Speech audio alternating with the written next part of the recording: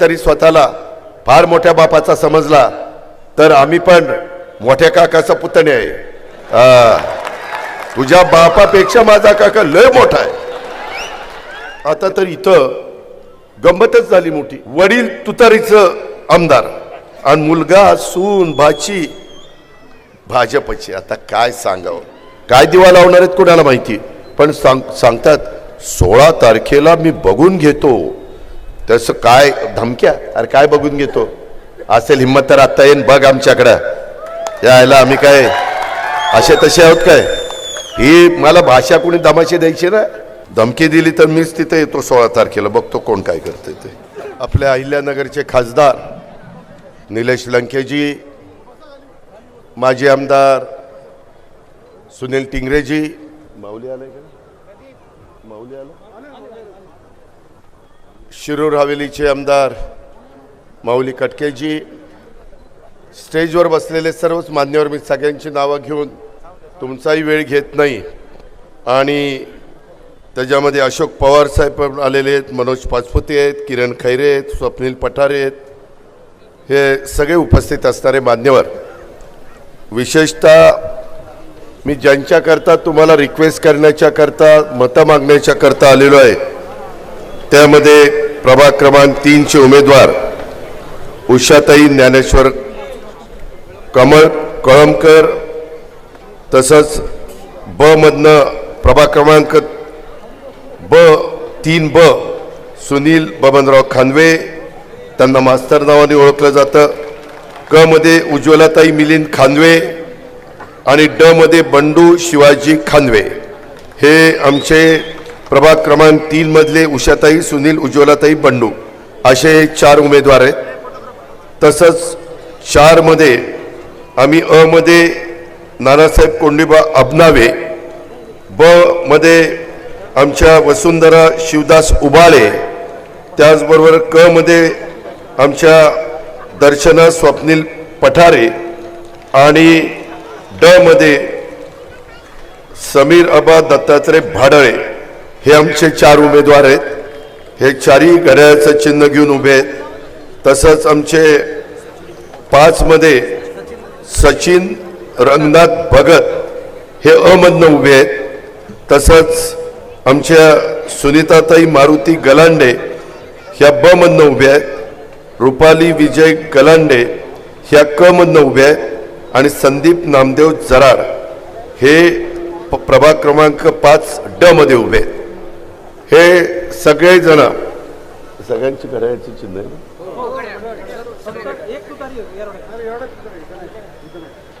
ह्याच्यामध्ये ह्यावेळेस काय केलं, आम्ही राष्ट्रवादी काँग्रेस दोन्ही यांची आम्ही युती केलेली आहे आणि माझ्या पुणे शहराच्या सर्वांगीण विकासाच्या करता आम्ही एकत्रपणे निवडणुका लढवतोय। त्यामध्ये आपले जे प्रभाग आहेत, प्रभाग क्रमांक 3, 4, 5, इथं या 12च्या 12 उमेदवारांच्या खून घड्याळाची आहे। माझी आपल्या सर्व मतदार बंधू भगिनींना, मग त्याच्यामध्ये आमचे खराडीचे असतील, वाघोलीचे असतील, तसंच वडगाव शेरीचे असतील आणि या सगळ्या परिसरातले आमचे जे उमेदवार आहेत त्यांना आपण प्रचंड मताधिक्याने विजयी करावं, अशा पद्धतीनं माझी आपल्याला विनंती आहे। मित्रांनो, माझा तुमचा संबंध हा फार वर्षापूर्वीचा आहे। 91ला मी तुमचा खासदार होतो, त्याच्यानंतर काही राजकीय स्थित्यंतर घडली आणि नंतर बऱ्याच गोष्टी त्याच्यामध्ये झाल्या। मधल्या 10 वर्षाच्या काळात तुम्ही लोकांनी माझ्या ताब्यामध्ये 2007 ते 2017 पुणे महानगरपालिकेची सूत्र दिली होती, पण पूर्ण बहुमत दिलेलं नव्हतं। मला पुणेकरांना आव्हान करायचं आहे, 14ला तुम्ही बदल केला, तो तुमचा अधिकार आहे। तो बदल केला असताना तुम्ही ज्यांच्या हातात पुण्याची सूत्र दिली त्यांनी 9 वर्षामध्ये पुण्यामध्ये स्वच्छतेला अग्रक्रम द्यायचा होता। आज पुण्याची कचरा रोजचे रोज काढला जात नाही, कचऱ्याचे ढीग साठून राहतात, झाडलोट होत नाही। ते अनेक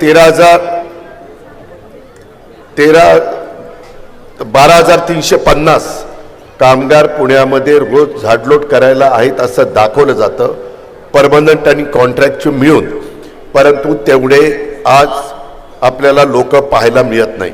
अशा खूप समस्या ह्या आहेत.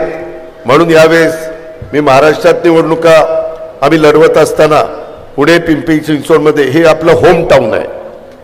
तुम्ही मी पुणे जिल्ह्यातल्या आपला जिल्हा महत्त्वाचा जिल्हा आहे आणि पुण्यामध्ये आता तुमचा समावेश झालेला आहे. त्याच्यामुळं अनेक समस्यांना आजही तुम्हाला सामोरं जावं लागतंय. ही केंद्राची निवडणूक नाही आहे. केंद्राच्या निवडणुकीच्या निमित्तानं देशाचे पंतप्रधान नरेंद्र मोदी साहेबांच्यावर देशाची जबाबदारी दिली. ते देशाचं त्या ठिकाणी अतिशय महत्त्वाची कामगिरी बजावत आहे पंतप्रधान म्हणून.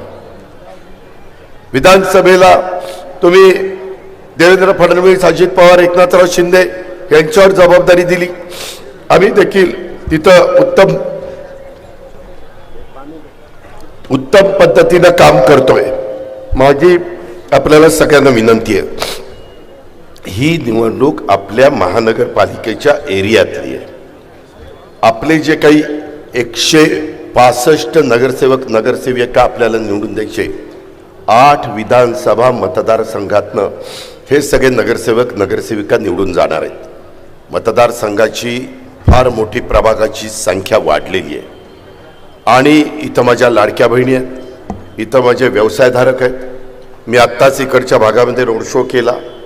इथं नोकरदार आहेत, इथं माझ्या शिरूर भागातले, माझ्या पारनेर भागातले, माझ्या महाराष्ट्राच्या वेगवेगळ्या भागातले लोक, अनेक लोक गुण्यागोविंदांनी राहत आहेत.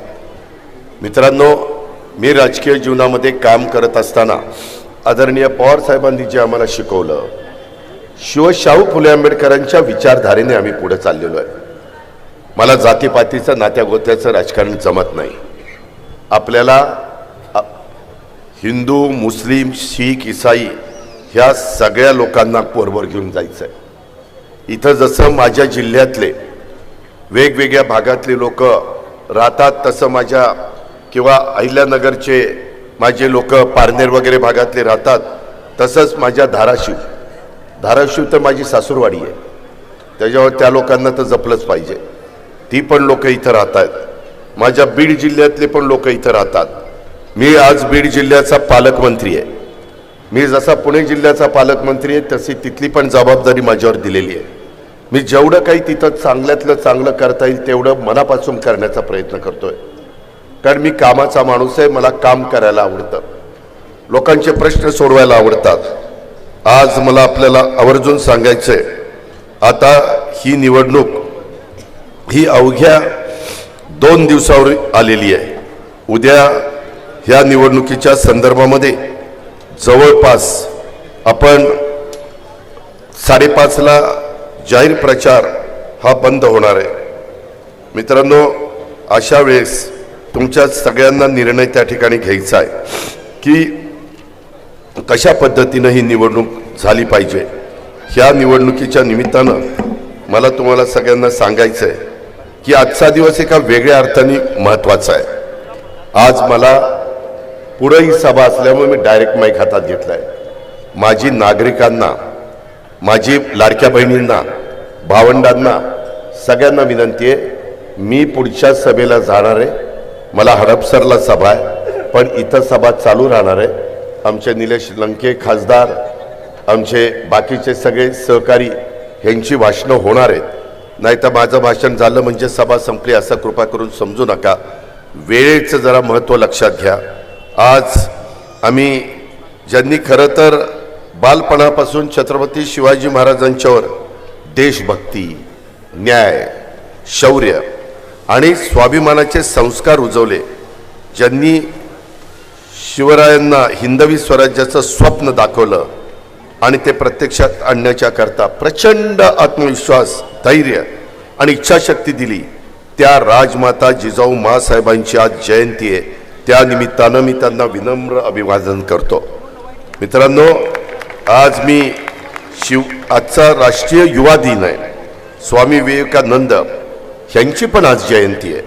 तरुणांना प्रेरणा देण्यासाठी हा दिवस आपण युवा दिन, राष्ट्रीय युवा दिन म्हणून साजरा करतो. स्वामी विवेकानंदांना देखील मी आजच्या त्यांच्या जयंतीच्या निमित्तानं विनम्र अशा प्रकारचं अभिवादन करतो. बुद्धिमत्ता कशी असावी, आपल्या देशाचं प्रतिनिधित्व करत असताना कसा विचार परदेशामध्ये मांडावा, याचं मूर्तिमंत उदाहरण म्हणजे स्वामी विवेकानंद हे आपण इतिहासामध्ये पाहतो. मित्रांनो, इथं सर्व युवक युवतींना आणि राज्यातील तमाम तरुणांना राष्ट्रीय युवक दिनाच्या देखील मी मनापासून शुभेच्छा देतो. राष्ट्र निर्माणामध्ये युवकांची युवतींची भूमिका खूप महत्त्वाची आहे.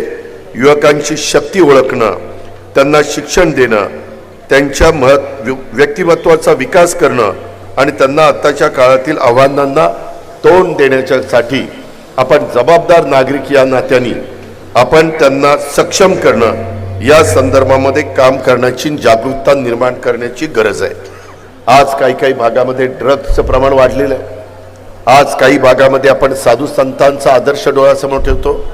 वारकरी संप्रदायाच्या संदर्भामध्ये आपण हरिनाम सप्ताह बसवतो का, तर त्यांनी सांगितलेले विचार माझ्या नवीन लोकांनी पण आत्मसात करावे आणि निर्व्यसनी राहावं आणि आपल्या प्रपंचाला एक उत्तम पद्धतीनं पुढे घेऊन जावं, ही त्याच्या पाठीमागची आमची सगळ्यांची धारणा आहे, कल्पना आहे.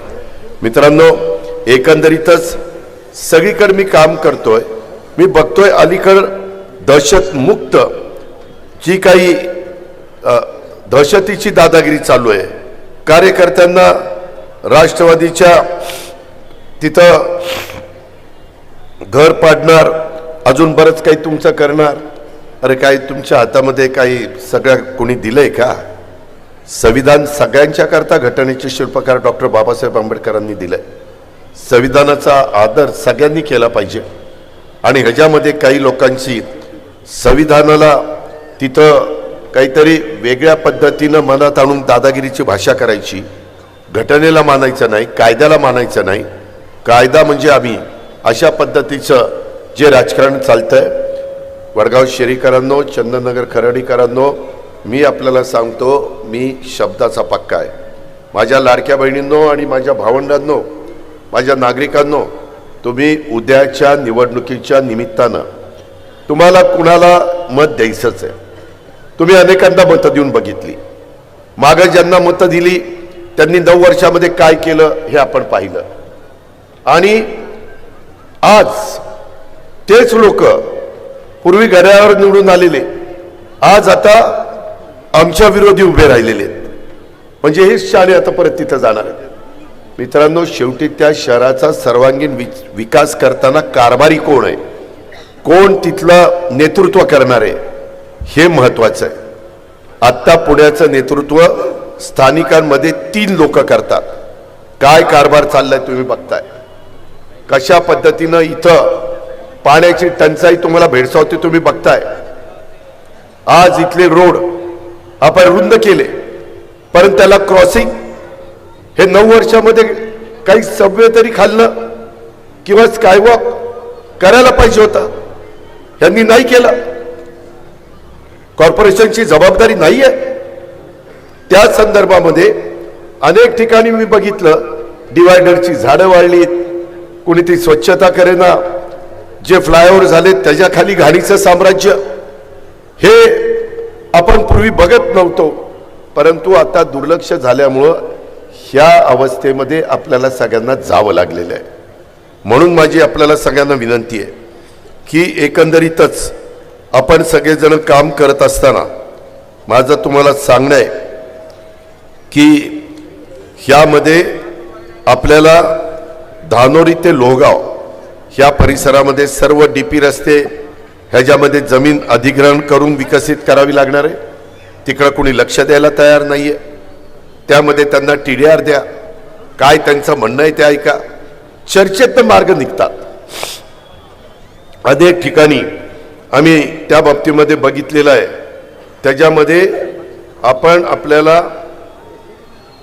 सगळ्यांना इथं हे काम आम्ही करू शकतो. तुम्ही आमच्या हातात कॉर्पोरेशनची सूत्र द्या.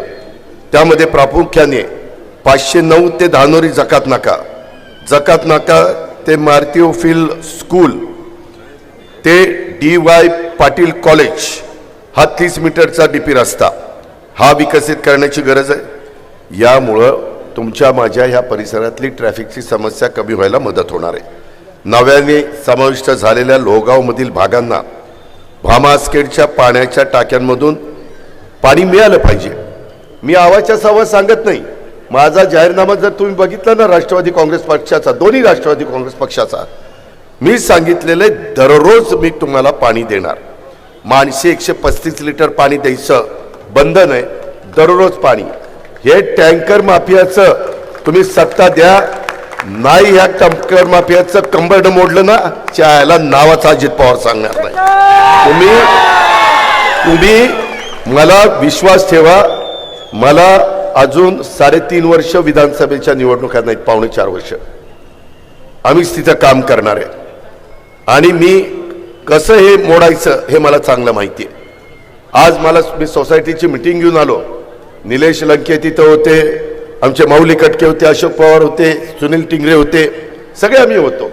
ते तेच सांगत होते, दादा मुद्दामून पाणी आम्हाला दिलं जात नाही आणि मग आम्हाला नाईलाजाचा टँकर बोलवावा लागतो. लाखो रुपये आमचे खर्च होतात, आमच्या सोसायटीचा कचरा उचलत नाही आणि मग आम्हाला कचरा उचलायला पैसे द्यावे लागतात. म्हणजे ही माझी लोक टॅक्स पण भरणार. टॅक्स कशा करता भरतात? तो टॅक्स हे दिवाबत्ती करता, रस्ते चांगले करण्याकरता, पाणी देण्याच्या करता, स्वच्छता करण्याच्या करता, ज्या मूलभूत गरजा आहेत, मूलभूत त्या गरजा सोडवण्याच्या करता आपण टॅक्स देत असतो. परंतु त्याचं कोणाला घेणं देणं राहिलेलं नाहीये. मी मागं 25 वर्ष पिंपरी चिंचवडला करून दाखवलं. तुम्ही देखील बघितलंय.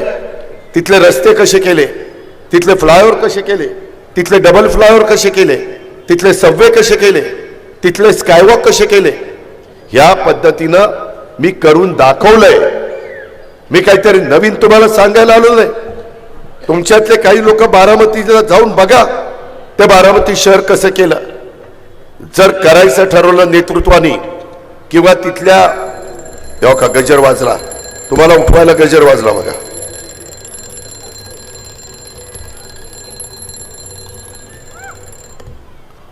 गजर कशा करता वाजतो? सकाळी माणसांना उठवायला. मी आता उद्याच्या 15 तारखेला तुम्हाला उठवायला आलोय. ही गजर वाजून या घड्याला बटन दाबायचं. घड्याला तुम्ही इतरांची बटन दाबून बघितलंय?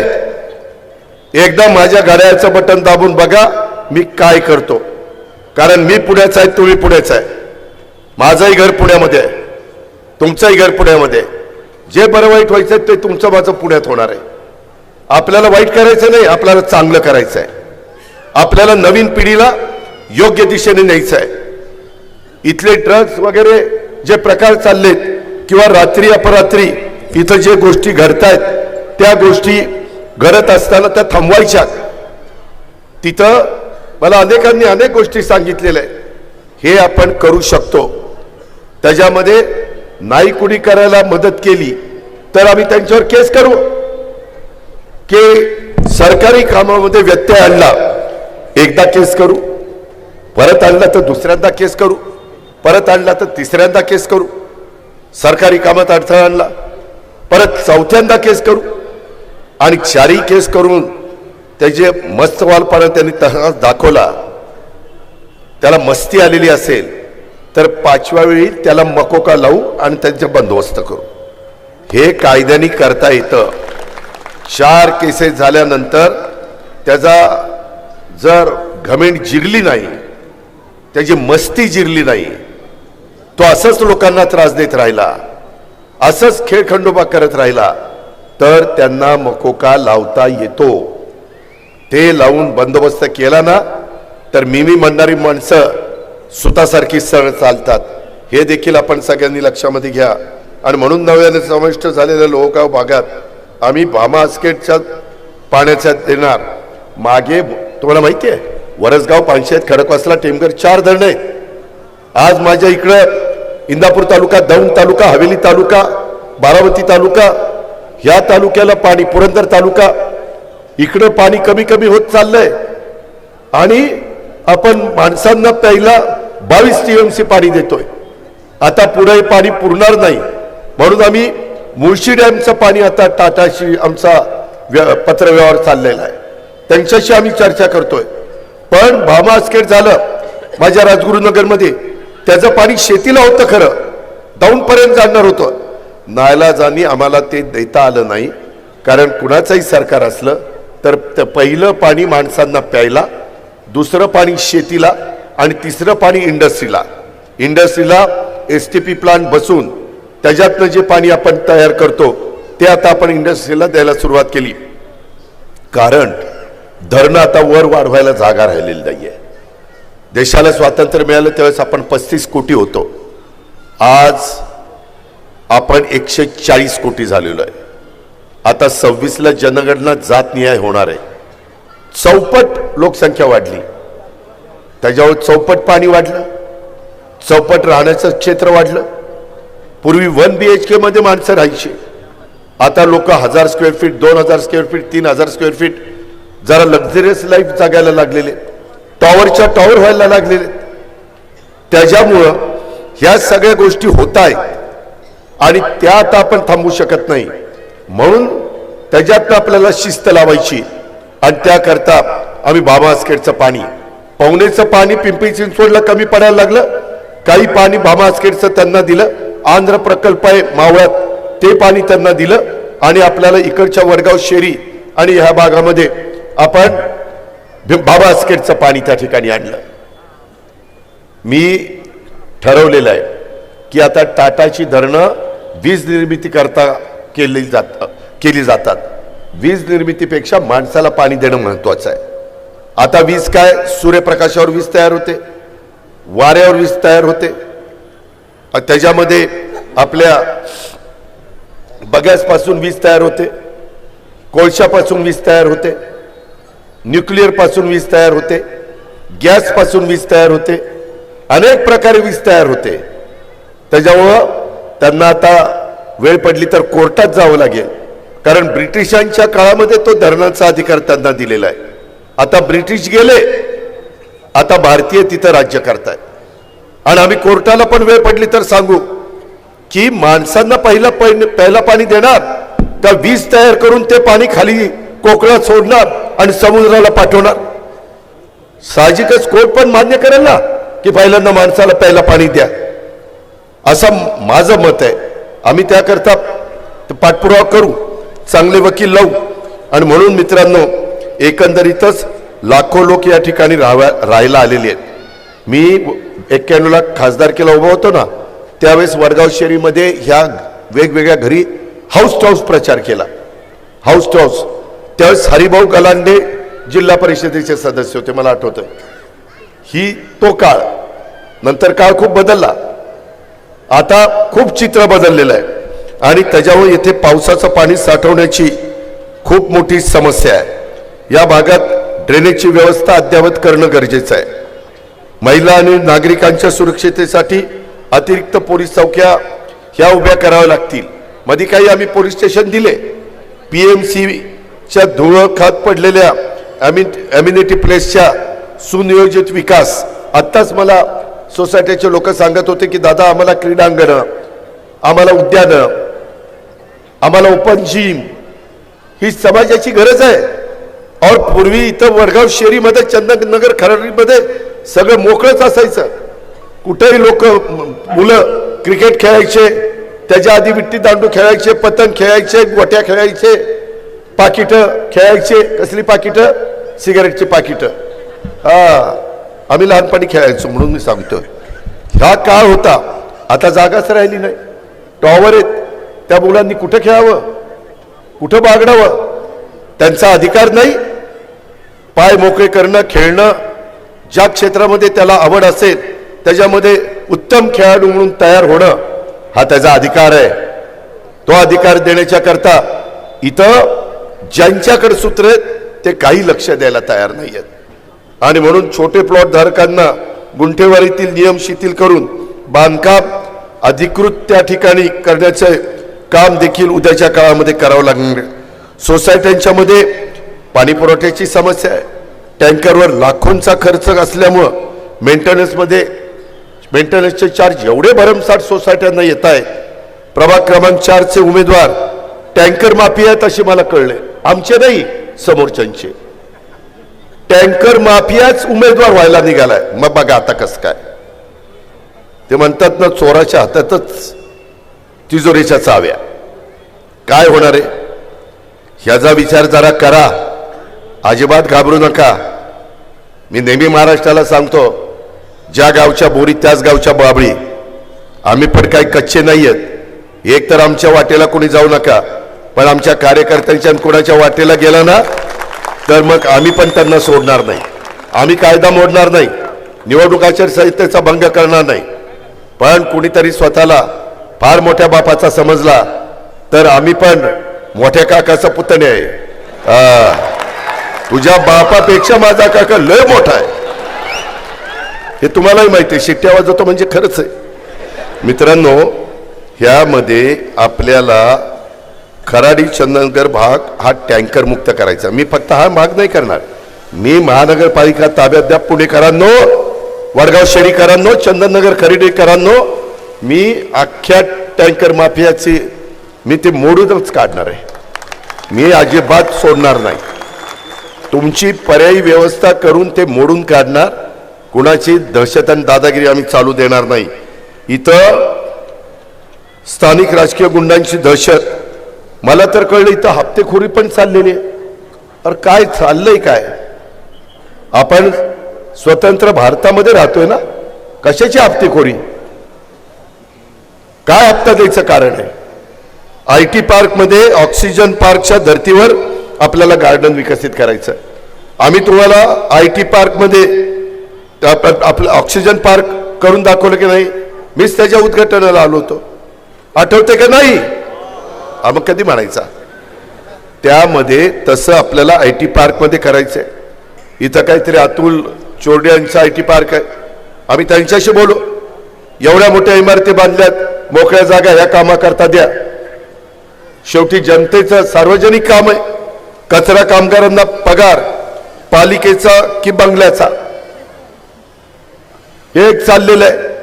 त्याच्यामध्ये वडील, आता तर इथं गंमतच झाली मोठी, वडील तुतारीचं आमदार आणि मुलगा सून बाची भाजपची. आता काय सांगावं, किती रे बनवा, अशीही बनवा बनवी, अशीही बनवा बनवी. माय माऊलींनो, अहो कुठंतरी लाडक्या बहिणींनो तुम्हाला राग येऊ द्या. माझ्या भावंडांनो तुमची जरा सटकू द्या. हे काय चाललंय? तुम्हाला काय गृहीत धरताय का? एकाने तिकडे राहायचं, एकाने बाकीच्यांना सगळ्यांना तिकडे सोडायचं. आपण काही एवढे दुधखुळे? एवढं आपल्याला समजत नाही? मी तो शब्द वापरणार नाही, नाहीतर आमच्याकडे म्हणतात आम्हाला काही समजता का? काय समजता का ते कळले. त्याच्यामध्ये दमदाटी करून IT कंपनी, बांधकाम व्यावसायिकांची सर्व कंत्राटे ह्यांनाच पाहिजे. का बरं? बाकीच्यांना काही कामं मिळू नये? लोकशाही पद्धतीनं, टेंडर पद्धतीनं जो लो असतील, जो क्वालिटीचं काम करेल त्याला मिळेल. ही कुठली दादागिरी की आम्हालाच काम मिळालं पाहिजे? काय तुम्हाला अंधन दिलंय काय? हे सर्वांचा वडगाव शहरी आहे. इथल्या सर्व नागरिकांचं चंदननगर खराडी आहे. हे लक्षात घ्या. याच्यामध्ये जाणीवपूर्वक खोटे गुन्हे देखील दाखल करतायत. वास्तविक सगळ्या वेगवेगळ्या खात्याच्या लोकांनी लक्षात ठेवा, निवडणूक होईल, 15 तारखेला मतदान होईल. त्याच्यानंतर पुन्हा आपल्याला कुणाशी नांदायचं ह्याचा जरा विचार करा. त्यामध्ये 30 वर्ष झाली घरात वेगवेगळी पदं त्या ठिकाणी आहेत. मग विकास का करता आला नाही? आता हे विकास करायला निघालेले. मग इतके दिवस काय झोपा काढल्या का? केल्या? मी आगे बढून तू राहा माझे कपडे सांभाळायला. तुम्ही लढा, आम्ही कपडे सांभाळतो. कपडे घेऊन जा पळून माझ्या. त्यामध्ये मला तुम्हाला सांगायचंय, सोसायटीमध्ये पाणी पुरवठ्याच्या समस्यांच्यामुळे टँकर घ्यावे लागतात. नागरिकांना चालण्यासाठी फुटपाथ मोकळे राहिलेले नाहीत. रात्री उशिरापर्यंत हॉटेल्स तिथं चालतात. त्याच्यामुळे अनेक समस्या ह्या निर्माण होत आहेत. रहिवासी भागामध्ये चालू असलेले पब्स आणि बारमुळं रहिवाशांना कारण नसताना त्रास सहन करावा लागतो। मोठ्यांची मुलं रात्री 2-2, 3-3, 4-4 वाजेपर्यंत जागी असतात। अरे तुम्ही जागा ना, पण ज्याला कष्ट करून संसार करायचे त्यांना कशाला त्रास देता? ही कुठली पद्धत? इथं लक्ष ठेवायला नको ज्यांची जबाबदारी आहे त्यांनी। किती वाजता ते बंद झालं पाहिजे, किती वाजता त्याला कुलूप लागलं पाहिजे।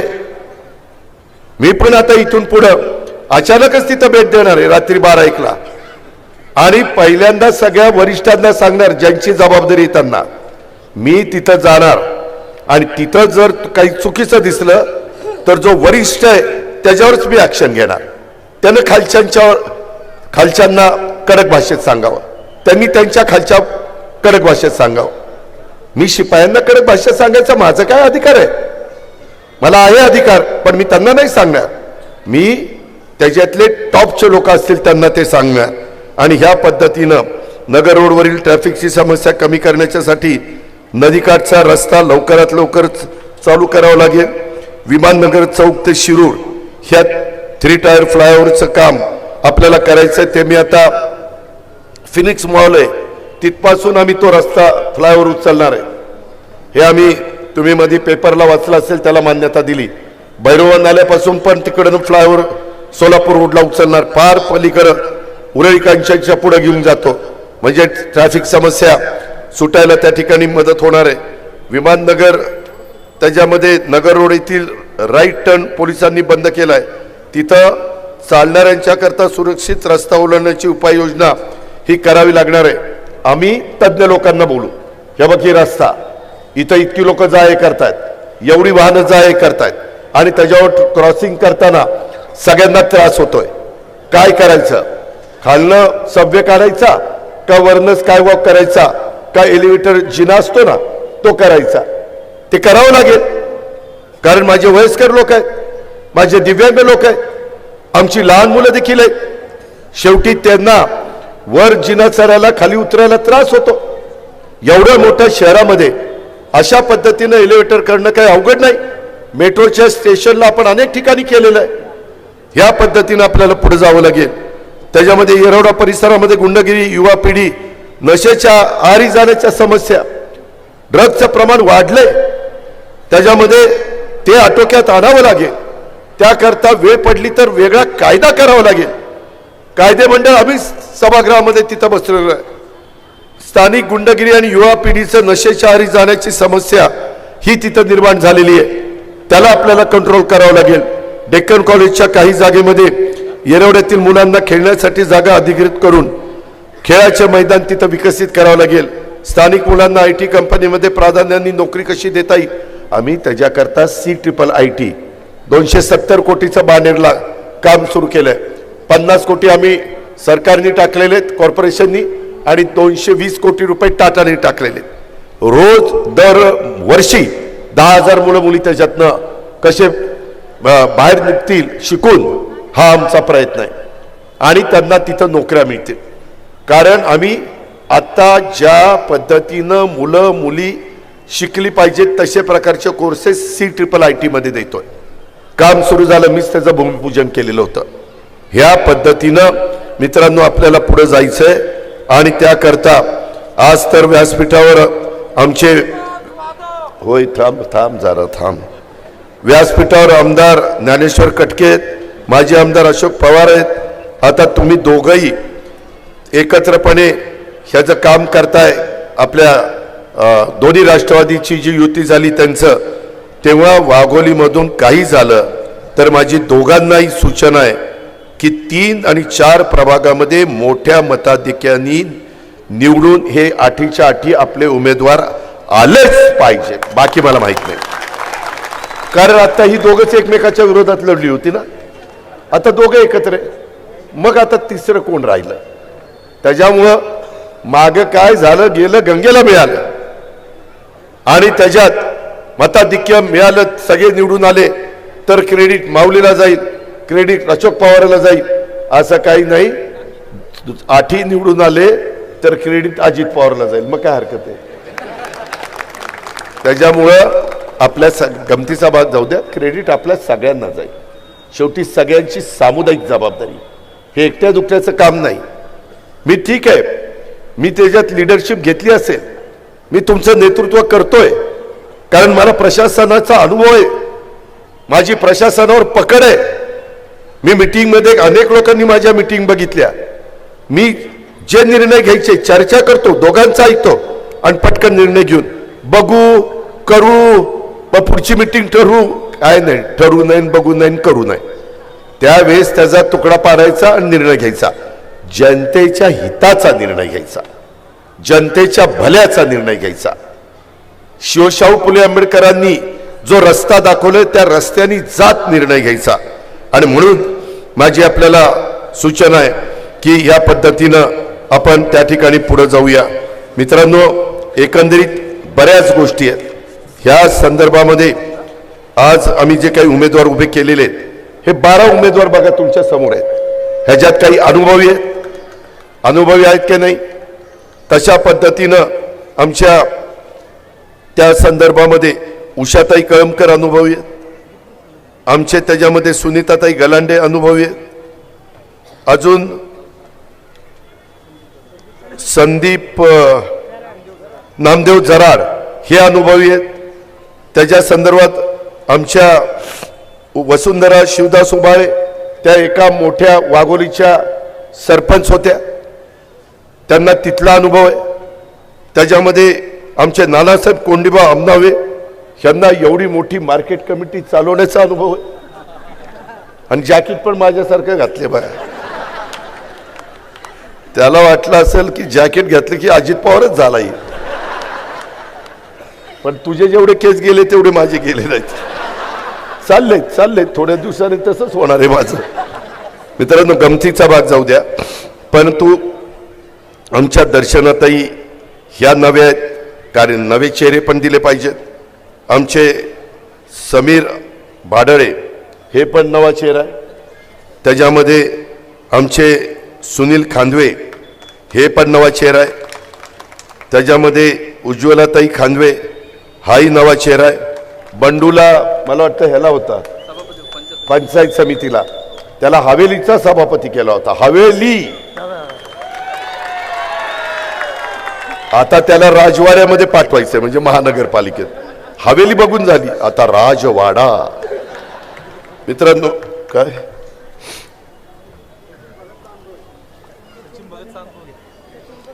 त्याच्यामध्ये कोण राहिलं रे? रुपालीताई गलांडे, ह्या मला वाटतं नाही, हे नवीन आहे. त्यांच्या सासऱ्याला अनुभव होता प्रकाशरावांना, मागं आपणच नगरसेवक त्या ठिकाणी केलं होतं. आणि कोण राहिलं आता? सचिन भगत, हे अनुभवी आहेत. अशा पद्धतीनं काही अनुभवी, एवढी मोठी महानगरपालिका चालवायची म्हटलं तर सगळेच नवे पाठवून चालणार नाही. काही अनुभवी, काही नवे, काहींना जिल्हा परिषदेचा पंचायत समितीचा पण अनुभव असणार आहे, काहींना मोठ्या ग्रामपंचायतीचा पण अनुभव असणार आहे. अशा सगळ्या माझ्या लाडक्या बहिणींना, आमच्या भावंडांना, आमच्या सहकाऱ्यांना आम्ही त्याच्यामध्ये उमेदवारी दिलेली आहे. आणि म्हणून माझी तुम्हाला सगळ्यांना विनंती आहे की आता तुम्ही त्याच्यावर शिक्कामोर्तब करायचं. पॅनल टू पॅनल मतदान करा. त्याच्यामध्ये कधी कधी काही जण समोरचे ठीक आहे एक तरी द्या, एक पण नाही, अर्ध पण नाही, पाव पण नाही. पॅनल टू पॅनल, घड्याळ घड्याळ घड्याळ घड्याळ, एवढंच त्या ठिकाणी बघा. मी आपल्याला सांगतो, बाकीची आता इथं काही जण पूर्वी आमच्यातनं निवडून आलीत, आता तिकडे गेली, काय दिवा लावणार आहेत कोणाला माहिती, पण सांगतात 16 तारखेला मी बघून घेतो. तसं काय धमक्या? अरे काय बघून घेतो? असेल हिम्मत तर आता येईन बघ आमच्याकडं. यायला आम्ही काय असे तसे आहोत काय? ही मला भाषा कोणी दमाशी द्यायची ना, मला त्याच्यावरचा आवाज काढता येतो. ह्या पद्धतीनं त्यामध्ये आपल्याला पुढे जायचंय. मित्रांनो, आता ही निवडणूक अक्षरशः 2 दिवसावर येऊन ठेपलेली आहे. पुण्याच्या लोकांच्या मनात संभ्रम आता दिसत नाहीये. मला आज रोड शोला एवढा चांगला प्रतिसाद मिळाला. वेगवेगळ्या स्तरातले लोक अतिशय मनापासून हात करत होते, ओवाळत होते, शुभेच्छा देत होते, फुलं अंगावर टाकत होते. खूप मनापासून त्यांच्या चेहऱ्यावर आनंद उसळून वाहत होता. मी त्यांनी टाकलेल्या विश्वासाला तडा जाऊ देणार नाही, ही जबाबदारी माझी. मी या सगळ्या माझ्या सहकाऱ्यांच्याकडनं व्यवस्थितपणे महानगरपालिकेचे प्रश्न सोडून घेईल. मी त्याच्या बैठका घेईल, आढावा घेईल. त्यामध्ये दर आठवड्याला मी पुण्यामध्ये असतो आणि आपण सकाळी 6ला कामाला लागतो. तुम्ही अनेक जण साखर झोपेत असताना मी तुम्हाला डिस्टर्ब करत नाही. मी 6ला कामाला लागतो. त्याच्यामुळं आपल्याला कुठल्याही मीटिंग घ्यायला कुठली अडचण येणार नाही. मी 6 वाजता येऊन वेगवेगळी पाहणी करीन जिथं गरज आहे. कारण 10च्या पुढं केली की गर्दी होते. मग दादा एक फोटो काढून द्या, एक सेल्फी ती सेल्फी नाही दिली तर काय गडी ताटलाही साधा सेल्फी काढून दिला, ताटलाही नको आणि बिन ताटलाही नको. त्याच्यामुळं आपलं आपलं सकाळी जायचं, काम करायचं आणि तिथं लोकांचे प्रश्न समजून घ्यायचे. हे आपल्याला सगळ्यांना करायचं. मित्रांनो, एकंदरीतच आपण पहा, राष्ट्रवादी काँग्रेस पक्ष हा 10 जून 1999ला शिवाजी पार्कच्या मैदानावर स्थापन झाला. तो आदरणीय पवारसाहेबांनी, संगमाजींनी, तारिक अनवरांनी, पदमसिंह पाटलांनी, छगन भुजबळ साहेबांनी, मधुकर पिचड साहेबांनी, विजयसिंह मोहिते पाटलांनी ह्या सगळ्यांनी स्थापन केला. प्रफुल्ल पटेल साहेबांनी. आम्ही सगळे ज्युनियर होतो. मी आर पाटील, जयंत पाटील, दिलीप वसे पाटील, सुनील तटकरे, आम्ही सगळे ज्युनियर होतो. पण तेव्हापासून आता ह्या पक्षाला 26 वर्ष झालेली आहेत. हा पुण्याच्या मातीतला पक्ष आहे. आपल्याला आपल्या परिसरातले सगळे प्रश्न माहिती आहे. म्हणूनच नगरपालिकेच्या निवडणुकीच्या निमित्तानं ग्रामीण भागांनी मला खूप चांगली साथ दिली. अनेक नगरपालिका माझ्या आल्या की नाही आल्या. तसं तुम्ही मला साथ द्या. सगळ्यांचं लक्ष पुणे आणि पिंपरी चिंचवडकडे लागलेलं आहे. कारण पुणे जिल्ह्याचे सुपुत्रच आज हे पवार साहेब आहेत आणि त्याच्यामुळं त्यांचं पुण्यावर विशेष प्रेम आहे. मला पण पुणेकरांनी भरभरून दिलंय. मी अनेक वर्ष तुमचा पालकमंत्री म्हणून त्या ठिकाणी काम करतोय. आम्ही महाराष्ट्रात कुठेही असलो तरी आपलं पुणे, आपलं पिंपरी चिंचवड, आमचं याच्यावर विशेष प्रेम आहे, विशेष प्रेम आहे. अलीकडं तर पोरं काय नादवली, इतरांना म्हणायला पाहिजे आय लव्ह यू तर मलाच म्हणतात दादा आय लव्ह यू. आता जे आयला मी दादा आहे ना. हा, तर गमतीचा भाग जाऊ द्या. तुम्ही प्रेमापोटी बोलताय, आपलेपणापोटी बोलताय, जिव्हाळ्यापोटी बोलताय. मी तुमचं स्वागत करतो. परंतु नुसतं तसं नको. हे माझे 12 उमेदवार नाही. तुम्ही पण उमेदवार समजून जीवाचं रान करा. आणि तुमच्या नात्यागोत्यातले, मित्रपरिवारातले जे कोणी तुमच्या जवळचे असतील त्यांना सांगा, बघू अजित पवार बरंच काही सांगत होतं, एकदा बघू तरी त्याच्या विचाराच्या लोकांना निवडून देऊन. अशा पद्धतीनं तुम्ही पण काम करा. मित्रांनो, ज्या मातीनं आपल्याला सगळ्यांना मोठं केलंय त्या मातीला आपण कधीच विसरायचं नसतं. ही शिकवण आपल्याला बापदात्यांनी शिकवलेली आहे. काही लोक आपल्याला ज्या शहराने मोठं केलं ते शहराला विसरतात, ते त्या भागाला विसरतात. जसं की काही जण वेगवेगळ्या भागाला विसरलेले आपण सगळ्यांनी बघितलेलं आहे. मित्रांनो, तुमचं माझं पुणे हे सुसंस्कृत शहर आहे. पुण्यात लोकांना असभ्य भाषा वापरली तर ती चालत नाही. आम्ही तर गावाकडचे तसं रांगडे गडी आहोत, पण पुण्यात बोलताना आम्ही सुद्धा भान बाळगून त्या ठिकाणी बोलत असतो. तुम्हाला एक गोष्ट सांगतो, एकतर पुणेकरांना कोणी पुणेकरांच्या वाकड्यात कोणी जाऊ नये, आणि कोणी पुणेकरांच्या वाकड्यात गेला तर पुणेकर त्यांना सोडत नाही. हा पुणेकरांचा इतिहास आहे. हे देखील वाकड्यात जाणाऱ्यांनी लक्षामध्ये त्या ठिकाणी घेतलं पाहिजे. अशा प्रकारची माझी विनंती आहे. मित्रांनो, अनेक मी 5 गोष्टी त्या ठिकाणी करणार आहे. त्यामध्ये रोज तुम्हाला पाणी पुणेकरांना देणार, रोज पुणे साफ करणार, स्वच्छता व्यवस्थितपणे, काही ठिकाणी नवीन मशिनरी पण त्या ठिकाणी लावणार. तिसरं, आपलं हवेत प्रदूषण झालेले मोठ्या प्रमाणावर ते कमी करण्याच्या करता जी पावलं उचलावी लागतील ती उचलणार. चौथं, हायटेक तुम्हाला रुग्णालय आम्ही निर्माण करणार. त्याकरता आमच्याकडे कार्यक्रम आहे, ते 4थं काम करणार. आणि 5वं, आम्हाला एकंदरीतच पुण्यामध्ये जे घाण पाणी नदीला जातं त्याच्यावर सिवरेज ट्रीटमेंट प्लांट बसवणार. खालच्या लोकांनी पण काही घोडं मारलं नाही की त्यांना चांगलं पाणी ट्रीट करून आपण देऊ शकत नाही.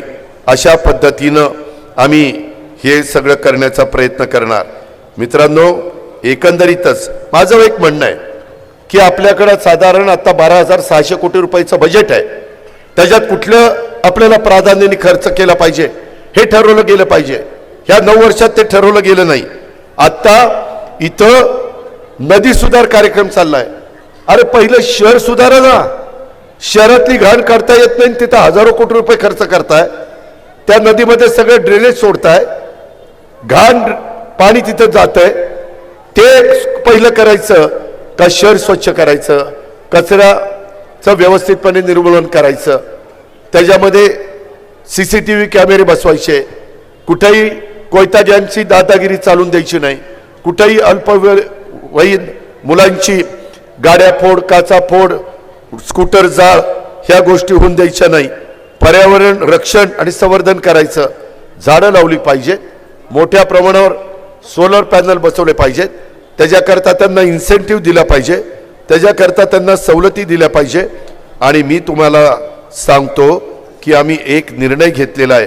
पुण्याची वाहतुकीची कोंडी सोडवण्याच्या करता मी मेट्रो आणि माझं PMPML आपलं, माझं नाही आपलं, हे फुकट करणार. तुम्हाला कुठं जायचं असेल, मी रिक्षा चालकांना विनंती करीन, तुमच्या पोटावर पाय मी येऊन देणार नाही. विरोधक दोन्ही बाजूने बोलायला लागलेत, हा फुकट करायला निघाला, ह्याच्या काय घरचं आहे का? मी कुठं म्हणतो माझ्या घरचं आहे, पण कॉर्पोरेशनच्या घरचं आहे, कॉर्पोरेशनचा अधिकार आहे.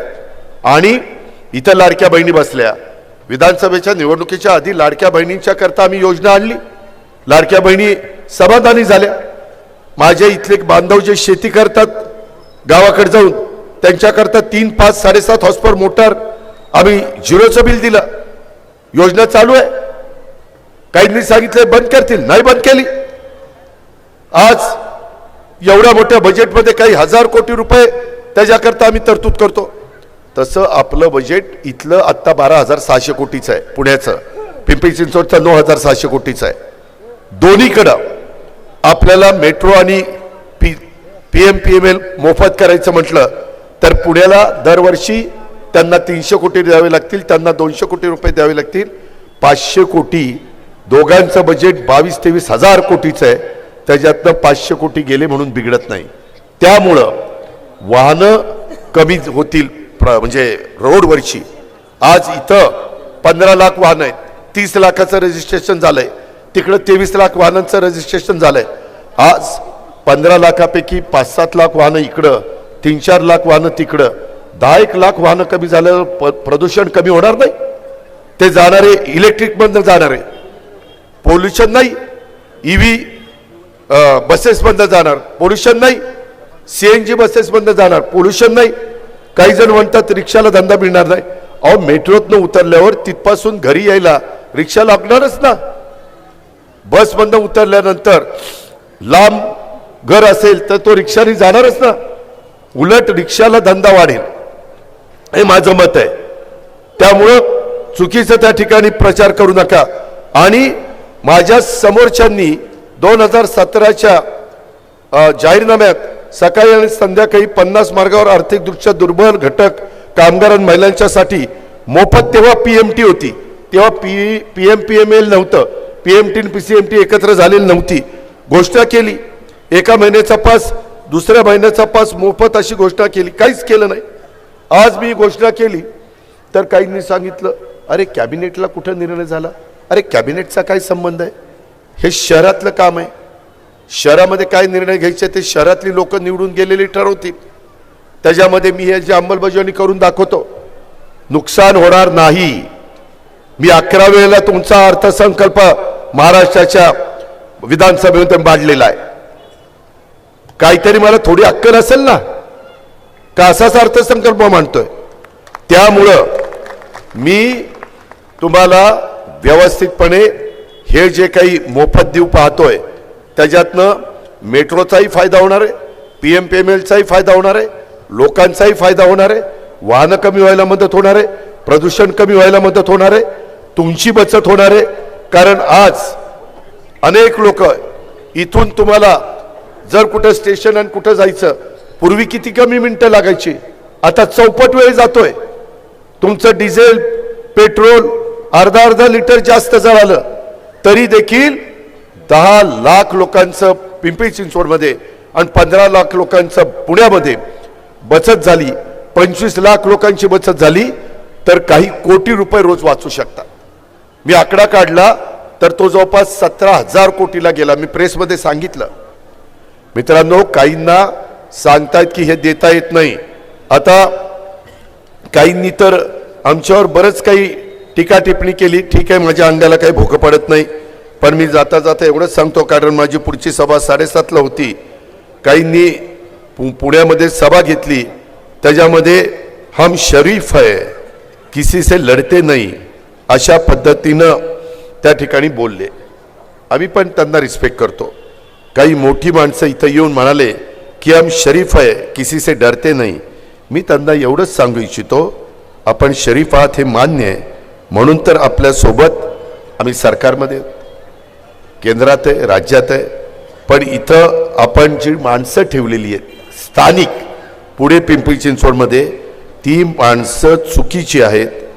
त्यांना तिथं ठेवून पुणेकरांचं, पिंपरी चिंचवडकरांचं नुकसान होऊ नाही दिलं पाहिजे. आप शरीफ हो, आप शरीफ हो, इसीलिए आपके साथ है.